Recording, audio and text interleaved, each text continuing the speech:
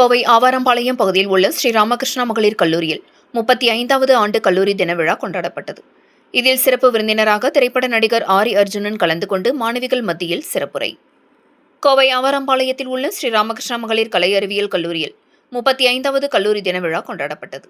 நிகழ்ச்சியில் திரைப்பட நடிகரும் தன்னம்பிக்கை பேச்சாளருமான ஆரி அர்ஜுனன் சிறப்பு விருந்தினராக கலந்து கொண்டு மாணவிகள் மத்தியில் சிறப்புரையாற்றினார். அப்பொழுது அவர் கூறியதாவது: தோல்விகள் நம்மை வெற்றியாளராக்கும், அவமானங்கள் தான் நம்மை சாதனையாளராக்கும். அதனால் உங்களுக்கு நேரும் அவமானங்களை வென்று காட்டுங்கள். கல்வியோடு மாணவர்கள் தங்கள் திறமைகளை வளர்த்துக் கொள்ள வேண்டும். அதன் மூலம் சம்பாதிக்கவும், முறையாக முதலீடு செய்து பொருளாதாரத்தை நிர்வகிக்கும் ஆற்றலையும் பெற வேண்டும் என்றார்.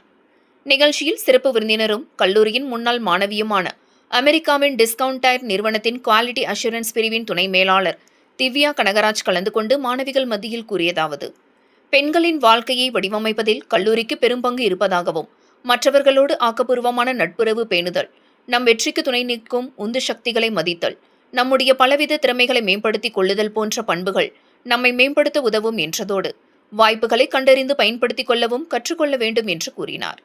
முன்னதாக கடந்த கல்வியாண்டில் கல்லூரி பெற்ற சிறப்புகளையும் மாணவிகளின் சாதனைகளையும் உள்ளடக்கிய ஆண்டறிக்கையை கல்லூரி முதல்வர் முனைவர் சித்ரா வாசித்தார். SNRSense அறக்கட்டளையின் முதன்மை நிர்வாக அலுவலரும் ஸ்ரீராமகிருஷ்ணா மகளிர் கலையறிவியல் கல்லூரியின் செயலாளருமான CV ராம்குமார் நிகழ்ச்சிக்கு தலைமை தாங்கினார்.